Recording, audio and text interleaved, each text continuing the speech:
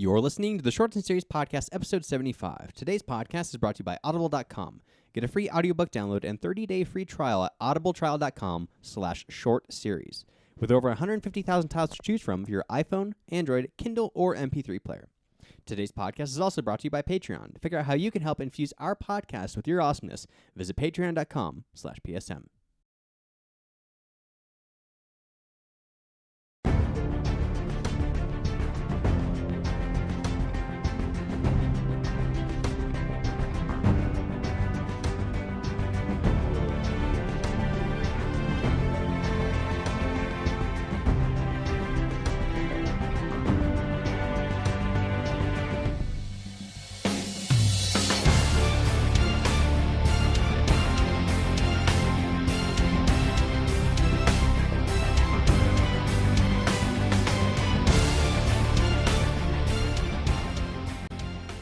Hello and welcome back to the Shorts and Series Podcast, the podcast where we endeavor to prove that online video is a force to be reckoned with. I'm Devin. And I'm Nick. And we're about to review a short film that we have very differing opinions on.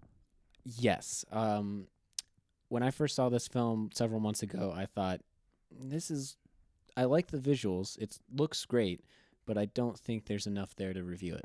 And then Devin comes over today and says, we're reviewing Lunar. Yes. And I was like, is that the one that I decided I didn't want to review? Yes. And it was the same. So yes. So basically, you hated it. I loved it. Didn't hate and it. there will be okay. blood. There will be a reckoning, Devin. Blood will be spilt. One shall stand, one shall fall. One of us will have to continue on podcasting alone. I feel like you're being a bit dramatic. No. I also feel like you're completely overblowing what I actually thought of it. I did not hate it. That's what you told me. That You- is you- absolutely not what I said. I came over today. I'm like, hey. Well, actually, I texted you earlier today. Okay. If we're going to text evidence, let me There's read no this. need to read the actual text. There is. No. I feel like you're. No. I texted you. I said, hey, we're reviewing Lunar. And then you responded with a text that said, dang it, I hate that movie. No. I hope you die a painful death, Devin. I said. I absolutely despise this film. I absolutely said. I think I may have seen it looking for short films. Is it the one about the prison complex on the moon? You said, yep, that's it. I said, okay, cool. It was good, but left me wanting more, kind of like an excerpt from a short story. And then you said, be there around 5:15. Okay. So I don't hate it, contrary to one unpopular belief. May I just point out Mm-hmm. that the audience has absolutely no proof that you're not just lying when you're Yeah. reading off those fake text messages. That's You definitely not what Oh, was okay. said. Well, there you go. Well, the audio Idiots. listeners have no proof. The audio listeners can refer to the video podcast if they feel like they need to prove it. Well, fine then. You be all correct. I just held up my phone to the camera, Yes. so it's definitely easy to read and clear. Yes. Also, up to our next point, there's yet more controversy in this podcast. Is there? So, Nick, you went ahead and wrote a synopsis. I did. Before I realized that they had one already. Yes. So Nick went ahead and wrote a synopsis for this short film, like we do every week. Normally we pull them from IMDb. Nick wrote his ahead of time. I did. And while he was writing his synopsis, we had a little argument as to whether or not dystopic is a word. Yes, I'm convinced that it's the adjective form of dystopian. And we went to Google for a verdict, and Google provided me with pages after pages of, did you mean dystopia? Right, which is the noun. This is the adjective. We'll see. What do you mean we'll see? Meaning you're wrong again. Yet again, No, Nick. it's just it's an uncommonly used word. So that being said, for those of you who need a little refresher, Nick here will now read his very volatile and charged apparently. yes, very, very, very controversial synopsis right here, again, right now. The unpopular opinion of one person. Yeah.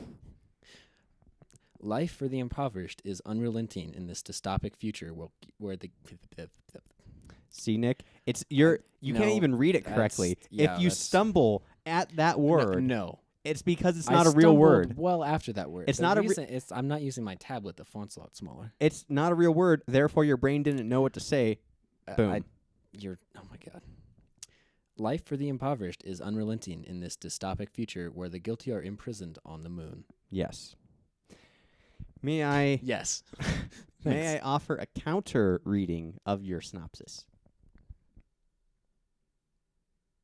No Yes, answer? yeah, Okay, I can? Sure. I guess. Life for the impoverished is unrelenting in this dystopian future where guilty are imprisoned on the moon. See, first off, it sounded impressive. Well, you just used an accent for that, though. It sounded impressive. And two, dystopian. It sounds much more fluid with dystopian thrown in there. I disagree. I like the sound of Regardless, it is now time to give off the credits. dystopian. All right. Because, as always, we want to give credit where credit is due. Lunar, the dystopian short film that we're about to review, was directed by Tyson Wade Johnson. It was written by Tyson Wade Johnson. The first time you read that, it sounded like two different people, like Tyson Wade and Johnson. He has no other name. Just Johnson is what he's simply known as. No, so it was directed by Tyson Wade Johnson, written by Tyson Wade Johnson. It stars Justin Zachary as Heath Ryder, Susanna Zachary as Natalie, That's incestuous. or they're married. Oh, okay. But okay. Never mind. Okay. I thought they were brother and sister for whatever reason. Married people could have the same last name, too. They absolutely can, but for some reason I didn't think of that. You have a filthy mind. No. It also stars Brendan Bradford as LCU guard, Nick Feld as LCU guard, Hugh Hinton as LCU captain, and Jonathan Rumi as LCU control voice. I'm assuming that stands for Lunar Correctional something. Yeah. What would the U mean? University? I don't think so. I don't think that's it. It's LCU. It's a prison and university All right. all in one because we want our prisoners to be educated. Maybe it's a Lunar Correctional Utopia. Yes. Utopic. Sure. All right. I don't think so, though. It was produced by Christopher Hicks, Kim Johnston, and Tyson Wade Johnston.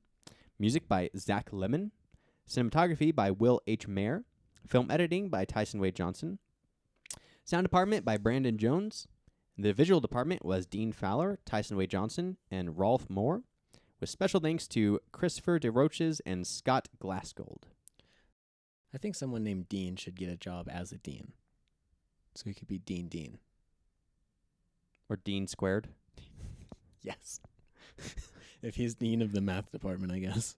There we go. I like this idea. All right. And before we derail, yet again, this has been a podcast of sheer derailment so far. All right. We have yet to actually... We're 8 minutes in and we haven't discussed anything relevant. I know, it's a review podcast, and we haven't yet started the review. All right, let's do it then. Whose fault is that? Plot. We're starting with the plot. So it's a dystopic future Dystopian future. with an emphasis on the prison system. Yes. The background information we got is in 2017.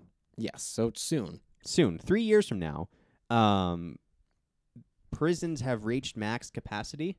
Right. And Which they're already almost at. So yes. it's reasonable that within 3 years that could happen. Yes. What's unreasonable is moving the prisons to the moon. Yes. That- We could get into this in a moment. Okay. But real quick, so basically poverty is a Mhm. problem. Joblessness, homelessness is a problem. Yeah. Overpopulation is a problem. Yes, and it's even hitting America. So Yes. And the answer to this solution, not to the solution, the answer to this problem, the Right. solution to this problem, Right. rather, there we go, the solution to this answer. No, damn it, that's not right either. is to jettison all prisoners to the moon, to a correctional facility on Okay. the moon. When you say jettison, it makes me. It sounds like you're shooting them through space at the moon, Did you like know? unprotected. Did you know the first sci-fi movie that was the exact plot? Was jettisoning prisoners to the moon, like just shooting them at the moon? Yeah, it was called Trip to the Moon. I believe it was 1911 was the year it was made, and they make a giant Wait. That's okay. they make a giant gun, a giant cannon, Sure. and they make a big bullet, and the bullet is a capsule that they put the men in, and they okay. shoot the giant bullet out of the giant cannon towards the moon, and that's how they get to the moon.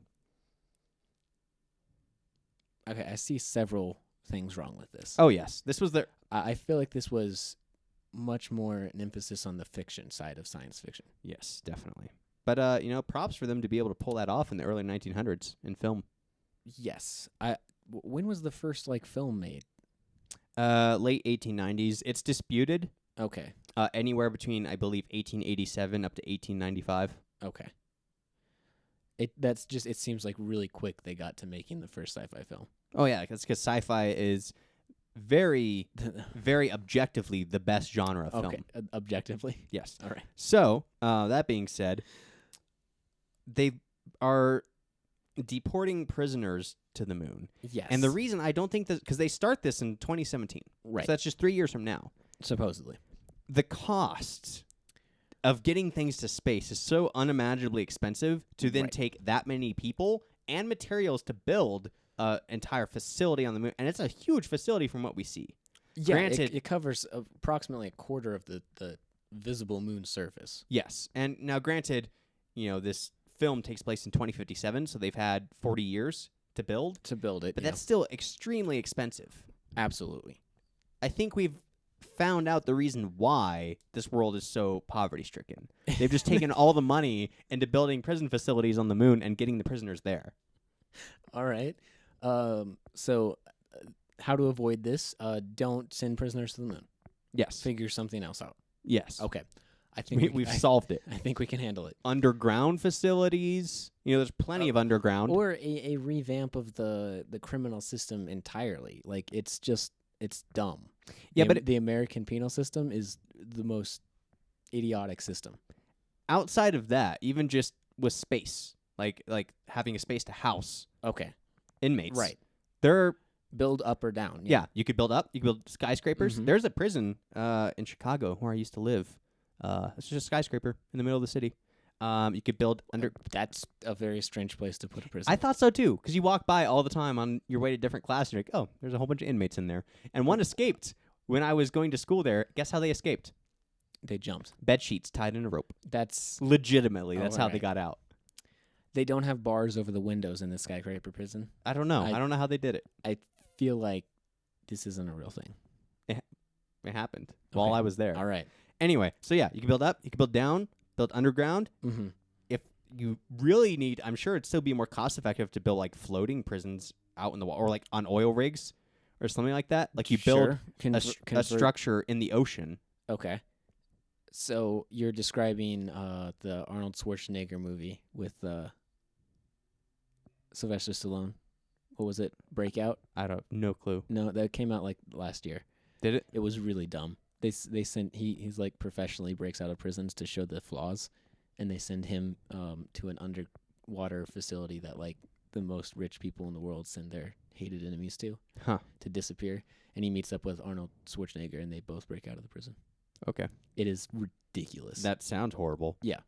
It's so much fun to watch because it's just so ridiculous. Yes. Now another flaw I see in this is overpopulation's an issue, right? Yeah, And this is in just 3 years. yes.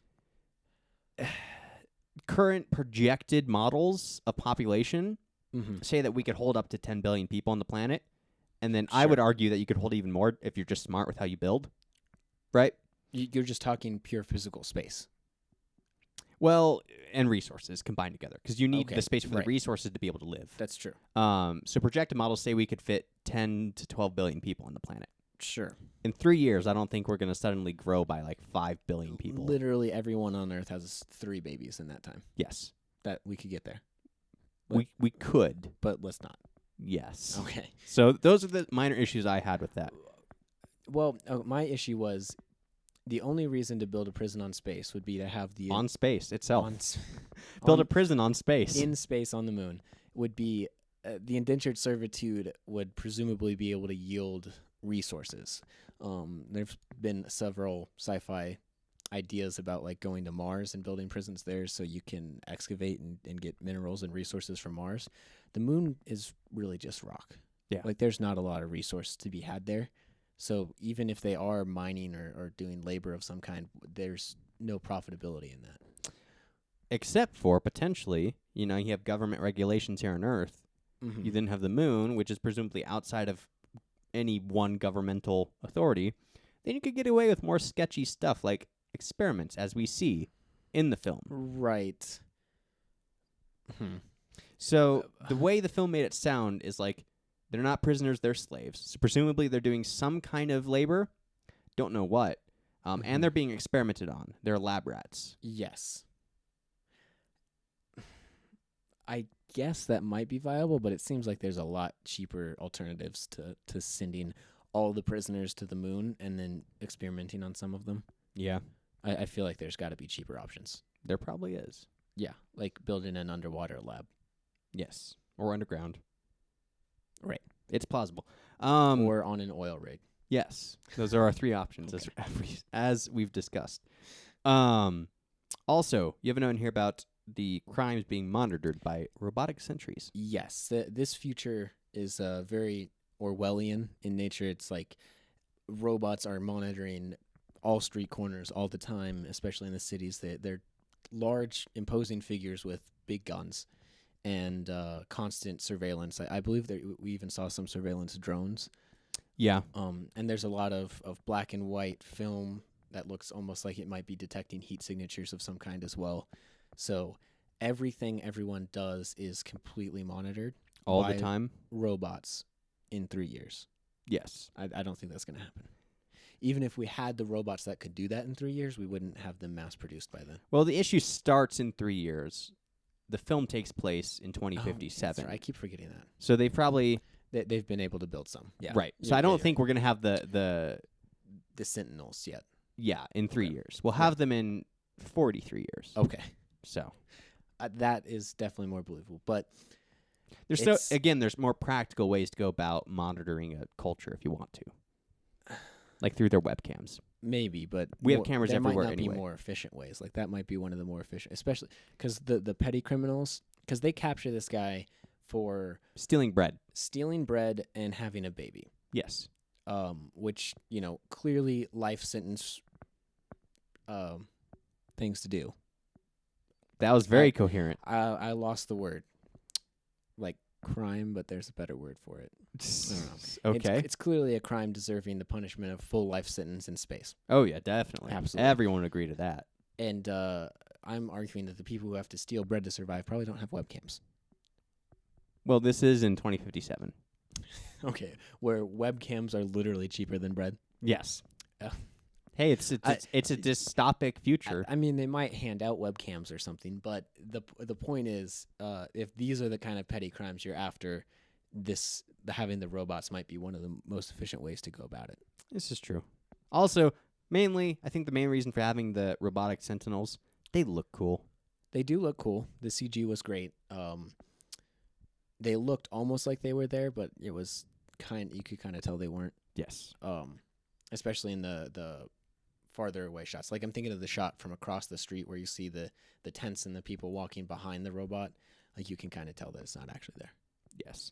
And we'll get more of those in the creative elements. Yeah. We learned that is illegal to cover your face. Yes. Presumably because of the robot sentries. Yes. Now, that makes me wonder, it would have been easier for him to steal the bread if he had not covered his face. That's a good point. But technically he wasn't covering his face. He just had a hood on. Yeah, which also makes me wonder, is it any headwear of any kind illegal? I don't think so. Because that's what they got him on, was he was obstructing view of his face. And all he had was a hood. Well, he had his hood on, pulled up like over his forehead, and he was purposely like looking down and away from cameras. Right. So I feel like he was definitely maliciously hiding his face, like actively doing it. Because that's a sign that it truly is an apocalypse, is a world without hats. Okay.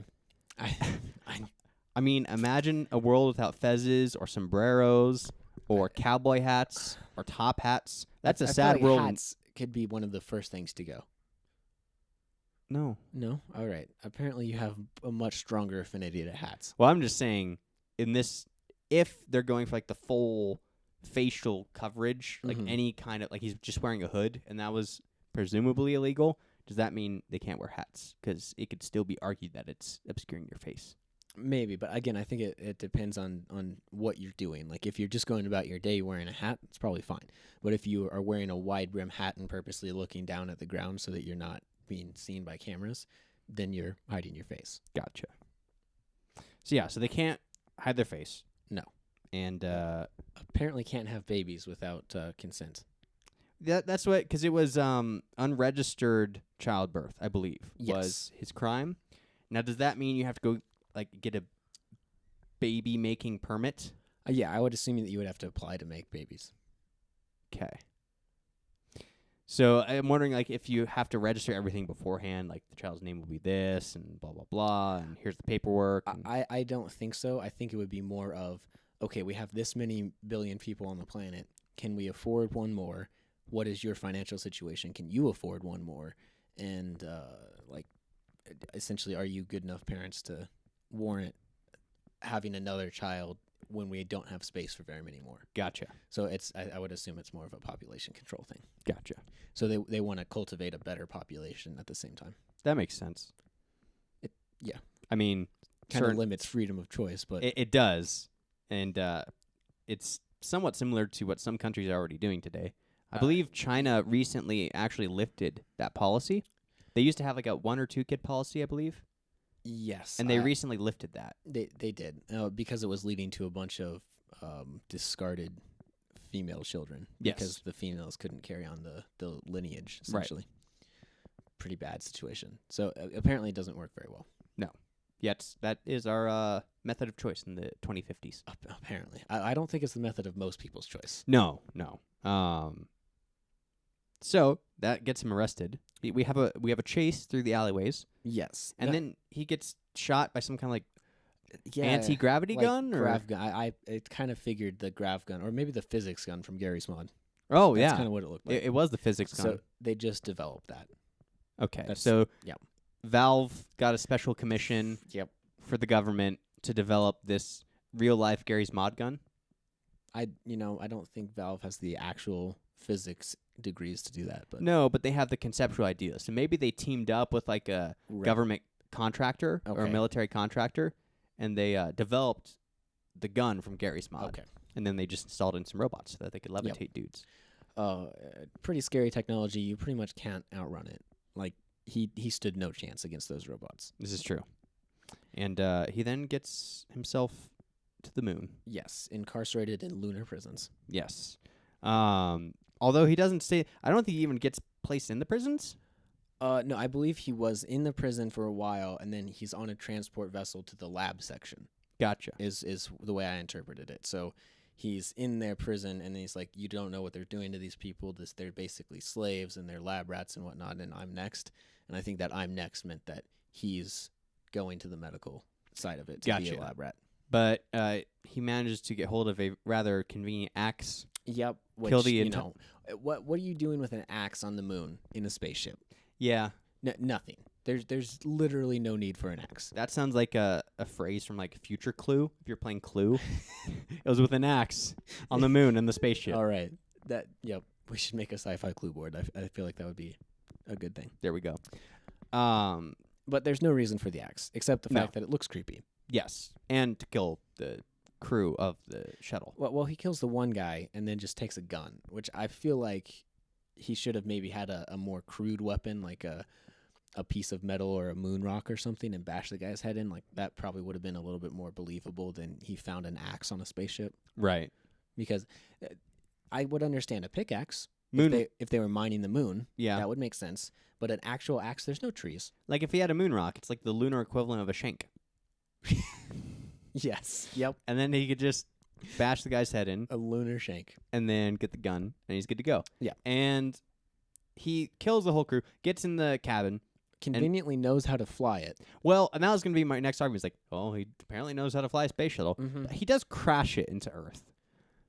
That's true, but he did manage to get to Earth. I would imagine that the process of driving across the moon or flying across the moon is very different than leaving Moon's atmosphere and going into Earth's atmosphere. Well, most of the atmospheric reentry, I would assume, is true. Is problematic. And as we do see, he does crash. That might have been the most difficult part. He does. But here's the thing. He jettisoned himself out, and he's parachuting. So he obviously knew how to do that. Maybe he intentionally crashed it. Maybe to try to obscure himself. Yeah, or just like, well, if I take out as much as I can, that means less people coming after me. Yes, probably. I would assume that he at least used the crash to his advantage. My first thought when I watched it, because of the conversation they had earlier and how bad of a situation they were, that he decided to crash the spaceship into their apartment and kill everybody. Like that was the best solution to everyone's problems. That's dark. It seemed like a really dark film. True. Especially the scene of her at home alone with the baby, and she's just like in the bathtub. Yeah. Like looked suicidal. Yeah. It was terrible. Yeah. So it was already dark. I feel like that would have been a darker thing. This is true. Back to the space shuttle real quick. Yeah. We have self-piloting cars. So maybe all I had to do was punch in like some coordinates of where he wanted to go, and then the ship did the rest for him. So he knew the coordinates of his like around his area in LA. Spaceship, fly me to Los Angeles at such and such, whatever his address was. Fly me to Los Angeles at 6 and 0 or whatever, and then it and then flies off. I suppose. Oh no, I think our live stream has crashed. I just looked over just in time to see the live stream go away and be replaced with a sign-in. So technical difficulties. Hold on one moment. This may be an audio-only podcast. Hello and welcome back to the Shorts and Series podcast, the podcast where we endeavor to prove that online video is a force to be reckoned with. I'm Devin. And I'm Nick. And we're here today to review Lunar. We're starting from a half hour in. Nope, we're taking it from the top. We are not. We're going straight from the top. We're doing the whole podcast all over again. One take. I don't think so. Yes, absolutely. It's 2 takes because Google Hangouts crashed. So our video went down for a little bit. Google, you're horrible. I hate everything that you represent. I'm going to go ahead and disagree. Google, you suck. Thanks for failing us and letting us down. Google had an error one time. They've made it through quite a few podcasts with 0 errors. I just want to point that they're 2 for like 50. Nick, they did errors. They did have an error, which apparently is unacceptable in this day and age. Yes, we're gonna have to drop Google and YouTube Hangouts and figure out a new way to do the live podcast and the video podcast. So visit our Ustream page. Not really. So for those of you watching the video podcast, Google the call dropped for whatever reason. The Google Hangout just. It didn't say what happened. It made us sign back in and then told us we weren't authorized. Yes. Which is kind of weird. So we started up a new Hangout, and we're just going to stitch the 2 video halves together. Exactly. So back to our review, as if nothing happened. Okay. Well, seamlessly. It's definitely not going to be seamless. What was your last point? I feel like you were talking last. The last thing I want to talk about in the plot section was this whole thing felt like a... You know when you go, and this might only be an AMC movie theater thing, but when you go to the movie theaters and it has your first look, and it like has a whole bunch of upcoming TV shows or movies, and it goes behind the scenes, or they do like a really long extended look trailer. So, thank you for watching AMC's First Look, your first look into the latest hits of Hollywood or whatever. Yeah, basically. This short film, Lunar, felt like an extended trailer for an upcoming film. Okay. I can kind of see that, except for the fact that it kind of has more resolution than I would expect from a trailer like that. Yeah, I can see that. Unless the majority of the film takes place after he's crashed. No, and that's what I think. Okay. Is it'd be one of those things. Because in my mind... It seems like if you're going to make a Escape from Moon Prison movie, you would want to make the escape the biggest part of the film. And then like have the sequel be planet side and like getting back and maybe or uncovering the truth. I feel like you could just leave that open ended because escaping from a moon prison. I mean, basically that's the plot of Lockout. Did you see that? I didn't. They made a space station prison, and then they had a cool guy action hero go save the president's daughter who was on a diplomatic visit when the prison inmates took over. Gotcha. So it that would be the focus of the movie, I would assume. It just felt to me like Lunar felt like the first half was really developed and like had the detail and plot to it, and then as soon as they get to the moon, it speeds through everything. Yeah, I saw something I'm not supposed to see, and they're being experimented on, and I'm going to find my way back, and then he crashes the ship. It's like, okay, what did you see? What are they doing? Right. What is the moon prison like? Exactly. What's going on? How'd you get away? And what's your plan now? Okay. So it feels like it'd be like here's the plot, and tune in for the movie to see what he's gonna do. Okay, I can definitely see that. And that actually makes it a lot more bearable. The questions that I have is thinking about it like that, almost an extended trailer. When I first saw it, it's definitely not presented in that format. It's presented as if it's a complete short film. So that's how I was kind of taking it, and it has no resolution. True. If that's the way you're taking it. But if Yeah, you're looking at it like a trailer, then I can see it. Yeah, I'm not looking at it as a completed 100% short film. Okay. I'm looking at it either as a trailer or a pitch video to where Okay. he could then take his film to a production company and be like, hey, this is my concept. Will you fund it so we can make a full film? Okay. So I think that makes it much more watchable. Speaking of which, he did, the director, writer, producer of this film, did get signed on with the CAA, and the CAA is the Creative Artists Agency. Okay. It's kind of like a union or a guild, I guess. Yeah. And people who are signed on with the CAA include our personal favorite, J.J. Abrams. Yeah. So I'm assuming it's kind of like a combination between the Screen Actors Guild, the Writers Guild, and like the Directors Guild. Like it's kind of like any of those jobs can come from this. Yeah, because I mean we have people like George Clooney, Sandra Bullock, J.J. Abrams, Robert De Niro, Daniel Craig. They're all part of it. Yeah. A lot of those people have both starred, directed, or written movies, like in a combination of those, as opposed to doing just one. Right, and Tyson Wade Johnson, the director of this film, he got signed on with CAA after he made Lunar. Lunar was the project that got him the attention that got him signed on with the CAA. He was 22 when he made Lunar, and his budget was $5,000, and he made this. And now he's big in Hollywood and everything. Supposedly. So. Okay, well, I would absolutely love to see something that elaborated on this concept. I feel like the idea of it is really good, especially with the emphasis on the prison system. I think that a movie like this would both do really well at the box office because it'd be like space action, but it would also kind of illuminate the problems that we have with the prison system that is kind of pushed under the rug in our society. You know what it almost feels like to me? It feels like a almost opposite version of Elysium, to where instead of no, it just feels like an overall crappier version. Like it's crappy for everybody. The people in space have it crappy. The people on Earth have it crappy. Okay, so no rich people in their nice space condos. It's just everything's crappy. Gotcha. Yeah. Okay, so more dystopian or dystopic. Yes. Well, because Elysium was kind of about the contrast between, to create a utopia, you need to simultaneously have a dystopia. Right. So maybe you can have both of them be dystopias if you want. This is another option. That's a lot darker. So let's go ahead and move on to our thoughts on the characters. Not much to talk about here. Okay, wait, hold on. I wasn't done with the plot. Okay, well, never mind. I have one more thing. He manages to escape, which is an impressive feat, surely. Yes. Flies a spaceship back to Earth. He was caught stealing bread at a market. What is his plan now that he is the most wanted fugitive on the entire planet, with a literal army of robots and drones and soldiers after him? What does he expect to happen?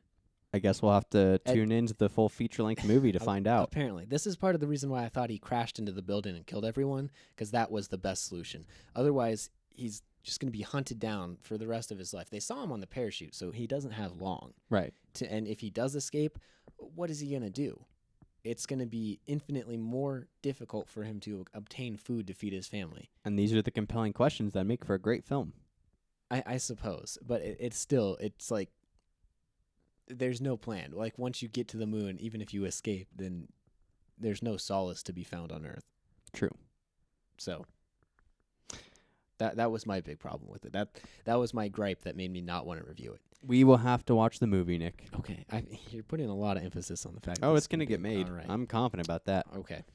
Shall we move on to our thoughts on the characters? Okay, let's do it. All right. There's one character. Well, there's technically three. The Well, baby, baby doesn't count. It's his a baby. wife, and himself. The baby's more of a plot device. True. As all babies are. True. Yeah, I didn't think about it, but most of the time it is. Like, Yeah. oh, the baby got stolen, or the baby's in danger. Oh, babies have they don't influence the plot. They can't. That's true. Could you imagine, like, Lost or, like, The Walking Dead, where instead of, like, Jack or Rick, it's the baby? I feel like that's Come on, probably a everybody. video that's been made. Probably.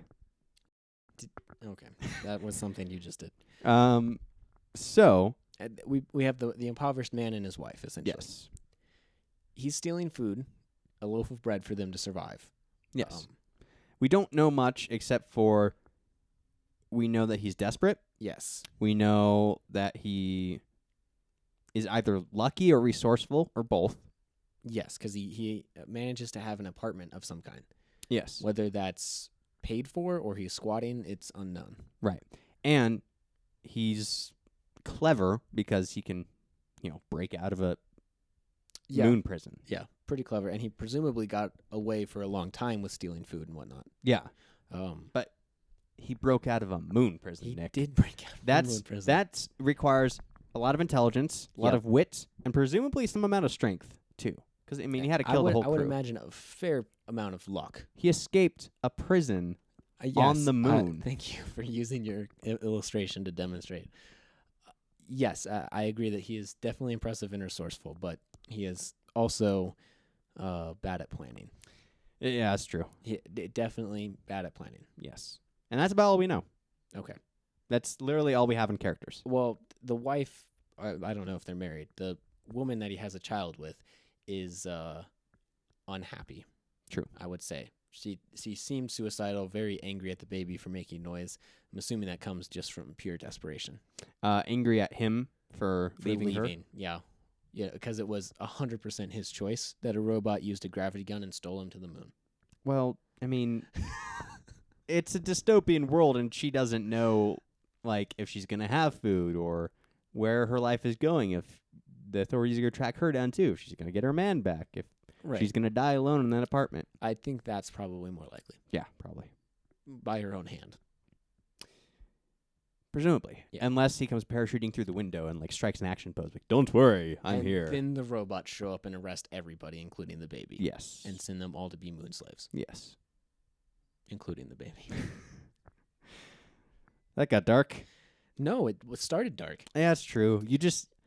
When you talked about moon slave baby, and that kind of made it a new level of dark. I was trying to be amusing, but apparently not.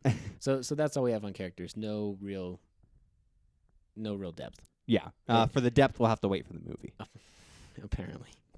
So that being said, should we move on to the creative elements? Absolutely. To me, it had a very District 9 feel to it. I would absolutely agree. Mostly, I think that comes from the camera work and the environment on Earth. Yeah, it's...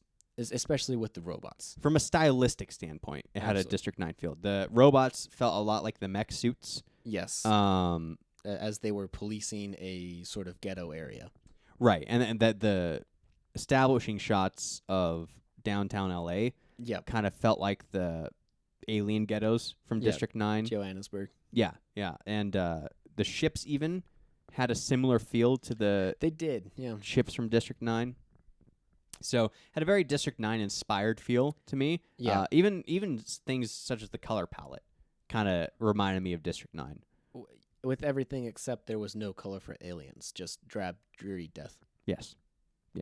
So a darker, more macabre District 9. Apparently, because that's possible. Yes.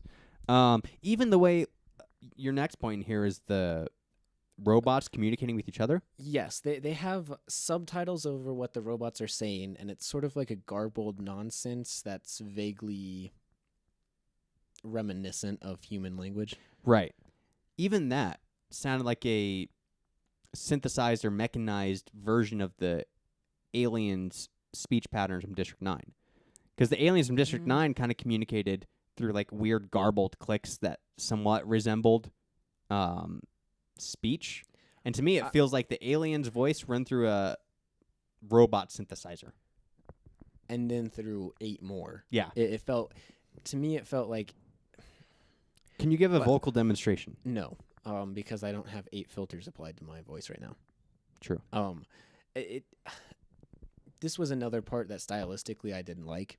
In District 9, the aliens' clicking language made a lot of sense to me. That whatever language develops on another planet could be completely different. But robots that were communicating through sound, didn't make too much sense to me because that's a pretty inefficient method of communication. True. As well as there's really no need for them to be using radios to talk to each other. Maybe voice recognition software to understand what the pilots are telling them or like the control room. But if robots are talking to each other and they're not speaking English so that the people on the other end of the line can also understand, there's really no reason. Yeah, And just data transmissions. And I get that the weird tone of it was definitely like claustrophobic and impacted the like tone of the piece, but at the same time it didn't make any sense to me why robots would be doing that. And that probably was the thing that irritated me most about this. True.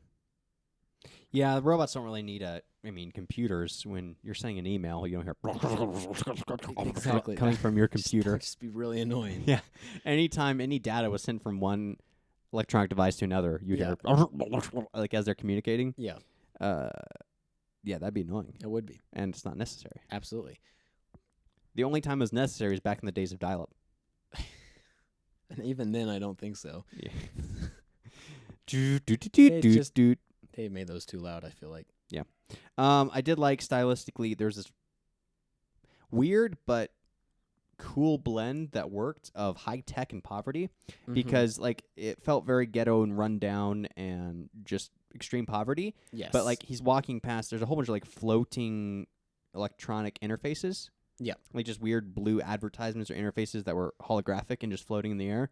But even they kind of look broken, like flickering and yeah, so in disrepair. Yeah. Yeah, it kind of a weird feel, and I don't know if we're ever gonna have holographic displays, but it'd be pretty cool. One could hope. I absolutely. So, I also I like the mix between high tech and poverty. And I feel like that's a theme in a lot of movies these days. Yeah, especially since District 9. Yeah, I would definitely say, because have you seen the remake of RoboCop? No. It's definitely adequate. But they have a scene in, I think it's the Middle East somewhere, where it's like a very poor place, and they have all these robots that are like super high tech going out and like scanning everyone, doing bioscans and whatnot. So there's I think that disconnect is becoming more prevalent. Yeah, and I think it's just like stylistically, if you look at the sci-fi genre, like every few years there's like a big selection of common sci-fi themes that everybody loves. Yeah. It used to be like the polished white sterile sci-fi, and now it's kind of like the more grungy, ghetto rundown with still high tech stuff. Yeah. So I like it. Also, another thing I like is the soundtrack. Absolutely. The music was great. The music, the atmosphere was absolutely intense. I loved it a lot, with the exception of the robot voices. Yes, you could actually, I believe, buy the soundtrack for Lunar online. Really? It was original, right? It was, yes. That's pretty awesome. Because it was very well done, especially for being original. Yes. I went to Google it. I couldn't find it, but I think I remember seeing that you could buy the soundtrack for Lunar online. It might not be entitled anything that Google would show up right away. Yes. Also, we kind of mentioned this already, but the levitation gun. The levitation gun was very cool. I want to know how it works. It doesn't. That doesn't work. You can't do that. No. You sure? Yeah, I feel pretty positive. Okay. You might be able to do that with a robot and enough electromagnetic manipulation, but a person, I don't think so. Okay. Makes me sad. It was a cool effect, though. It looked really cool, yeah. So, well done on the levitation gun. Absolutely. My favorite effect was probably also one of the most simple effects they did. Yeah. But it came out, and I've noticed a lot in creative work that tends to be the case, that the most simple effects are usually like the best. Yes, well, because they're also the easiest to pull off. Yes. But the lights on the moon.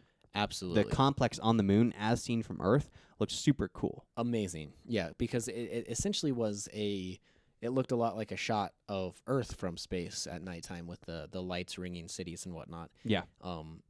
And to me, that was the most oppressive vision of the future, was the fact that literally anywhere on Earth, you can look up at the night sky and see what would await you if you committed a crime. Like, Dude. It's a constant reminder that there is a terrible prison complex up here. Yeah. And it's like almost kind of like those weird things where like an eye is always looking down at you. Yeah. Kind of like that.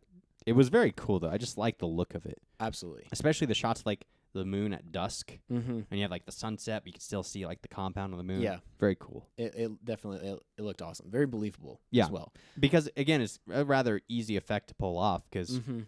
all you need, for getting technical here, all you really need is photos of the city lights you want, and then you just change the blend mode. Yeah.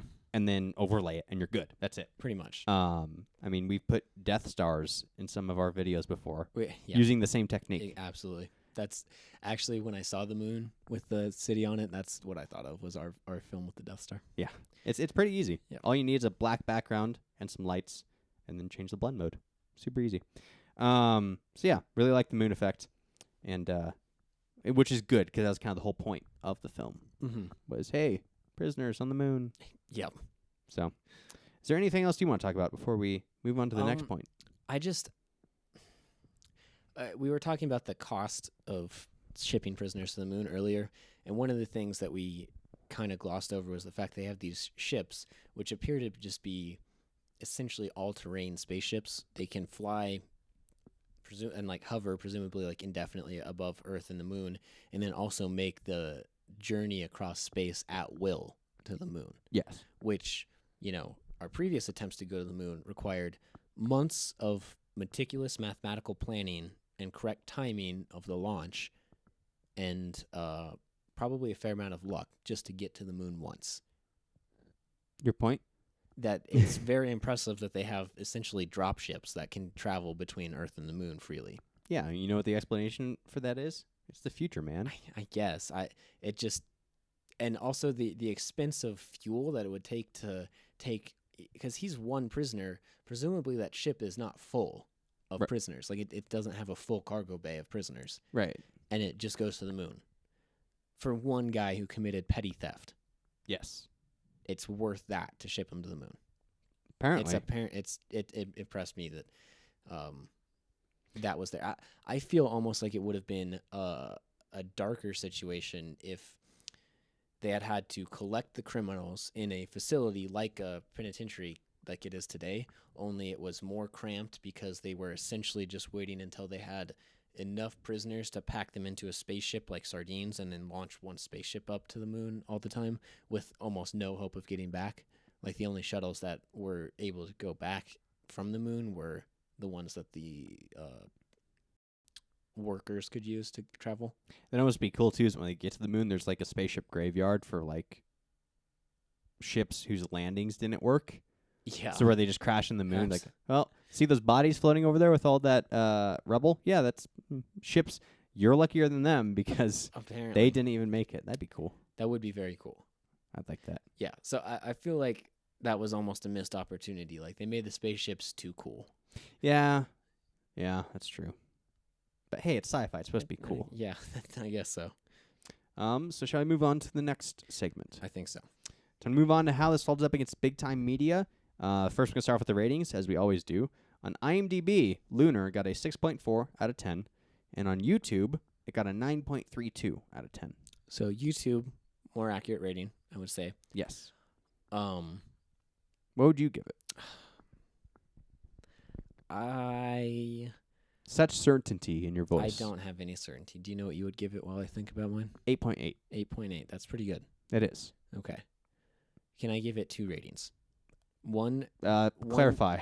one based on my first initial viewing where I was trying to think of it as a fully encapsulated short film, and then one as a trailer for a like feature look. Okay, yeah. Okay. As a self-encapsulated short film, I'm going to give it like a 6. I'll give it a 6.4 like IMDb. I felt like it raised way too many questions, didn't answer any of them, and had almost no resolution. So 6.4. Yeah. Okay. As a trailer, I'll give it an 8. An 8. Yeah. Okay. Are you going to average my 2 scores? I'm going to average your Oh, 2 scores all right. right. now. So 6.4 and an 8. And that means your average total is a 7.2. Okay. If that's the score I gave it, sure. You gave it a 7.2. All right. There you go. Are you happy? That's fine. Okay. I don't know. I really like the piece conceptually, and the first half of it is amazing. Yeah. Again, they sped through once they got to the music. Exactly. And I don't know. I was kind of irritated by that because I feel like, maybe budget constraints. You said he made it for only $5,000, which is pretty impressive. But then the scene on the spaceship with him and the axe, I mean, it was cool, undoubtedly. But if you want to tell more story on Earth, you could have avoided that and just implied it, Yeah. And then, he had made no mention of his plan. Like, this is not the last time you'll see me, but the last time you see me, we're all going to be shot to death by robots. That's a terrible plan. I don't know. I just didn't like the resolution at all. Maybe he just wants to go down fighting. Maybe, and, that's all right. Yeah. I can definitely understand that. So we'll find out when the movie comes out.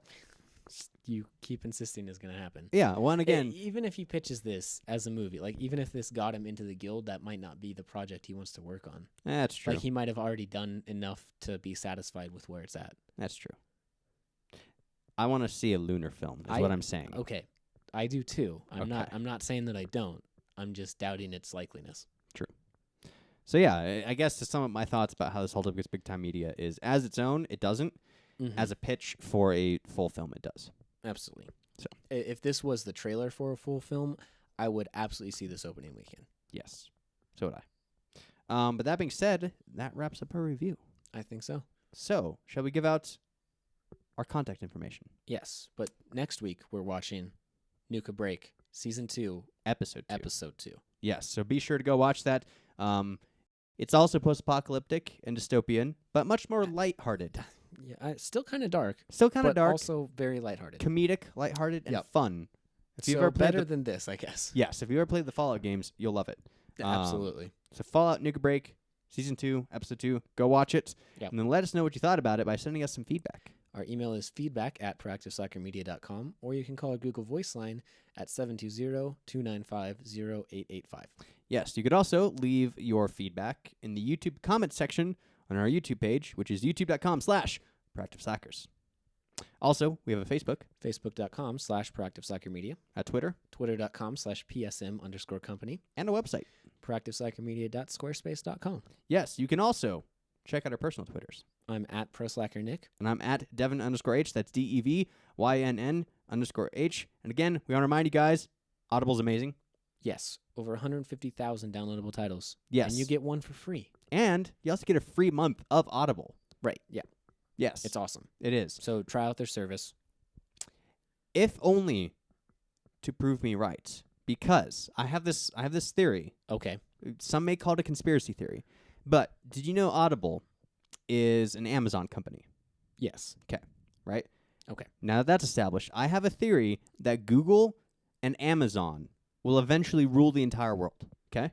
Yes, I feel like their competition might be the only thing standing for the free market economy. Okay. So when the apocalypse happens, if it does happen, Google and Amazon will still be standing. I mean, no. What I'm saying is Google has a competitor in Amazon, and no one else can compete with Google.